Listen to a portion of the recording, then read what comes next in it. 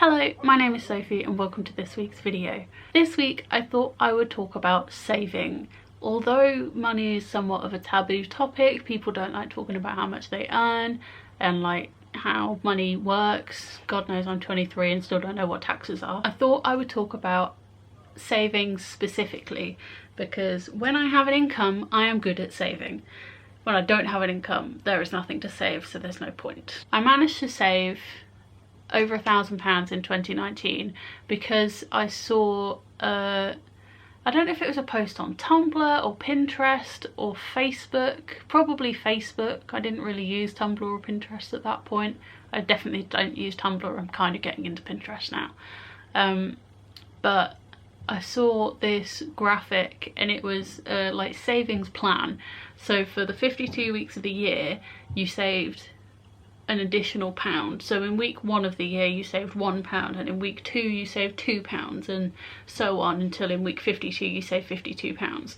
So in that last month of the year you save, say it's 4 weeks, you save 52, 51, 50 and 49 pounds. So you save best part of £200 in a month, which is a lot.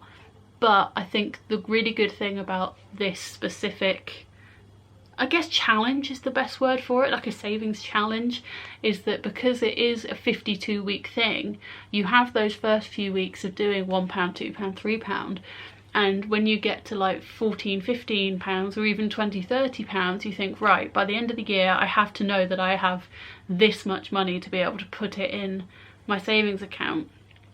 And you do kind of mentally prepare for it.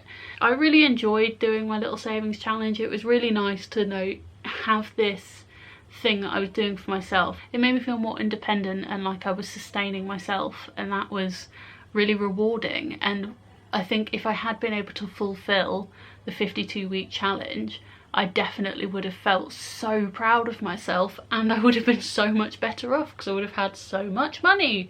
3 top tips. Have I planned this? No, we're going to make them up on the spot. Number 1, if you can make a savings plan, it makes it much easier to stick to. Rather than, oh, I'm just going to save some money every month. Set yourself a goal. So whether it's a percentage of your income after tax, or whether it's like the savings challenge where you save a set amount per week or per month, or even if you don't do it on percentages or a challenge, you just save, say, £50 a month. Because if you say, I get paid on the 1st of the month and at the end of the month I will put in all my spare money into my savings account, you have no incentive to have any money left at the end of the month to put into savings. So yeah, save as soon as you, save with a plan. Tip 1. Tip 2, if you are on low income or no income, or you're living off student loans, or whatever your situation is, don't put pressure on yourself to save. I made it one of my New Year's resolutions to save X amount of money in one of my savings accounts, because I'd had such a positive experience saving last year that I wanted to try and work on that this year. However, having spent the last 8 months as an unemployed full-time student, I now know that putting that pressure on myself to save when I barely had enough money to pay my bills was not a pressure that I needed. You have to be realistic with your income and prioritise what's important to you now, as well as future-proofing yourself, because savings are all about future-proofing yourself, whether you're saving for a house or a wedding or having kids, or just travelling, or like something more frivolous and personal and fun. They're all important things to save for, but you've got to have enough money in the present to get to the future. So don't save off nothing. Don't force yourself to put money away and then end up having to take money out of your savings account just to survive. Number 3 is a bit more about controlling your spending more than saving specifically.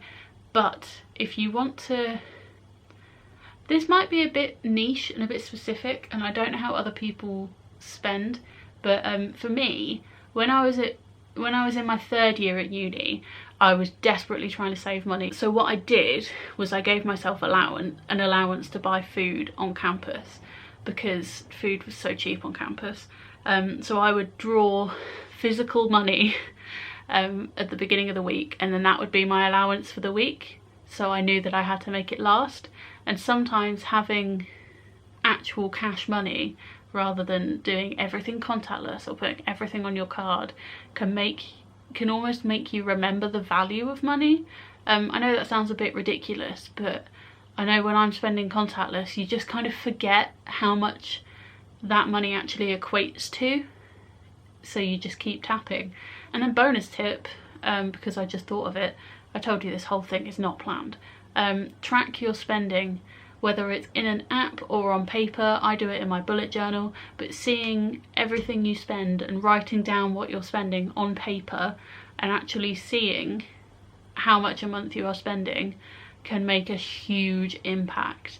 And it can make you realise how often you make silly little purchases, like how often you just pop into Asda because you fancy a cake, or you pop to Tesco's because you want a sandwich. Like little things like that do make the world a difference, and seeing it all on paper can kind of be the personal shock that you need. It's all learning. You have to make the mistakes to learn from them.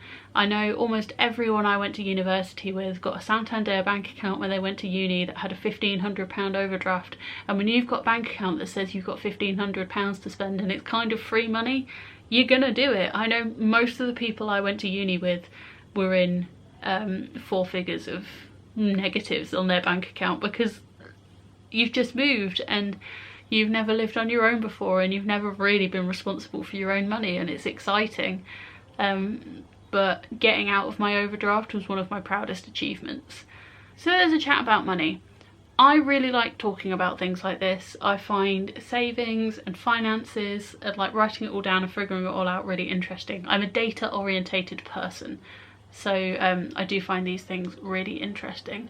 Thank you for watching this slightly strange video. I know I've never made a video like this before, but organisation and data and that kind of thing is something that I'm really passionate about and I really enjoy. That's what this channel is for me to talk about things I enjoy. I've never been able to fit myself into a niche, so let's continue doing that. Thank you so much for watching. I hope you and the ones you love are staying happy and healthy and safe in these strange times. No one said that for a while, had they? Do you remember at the beginning of the pandemic where all anyone would talk about was how strange these times were? Thank you for watching. Hope you're having a great day, and I'll see you next time.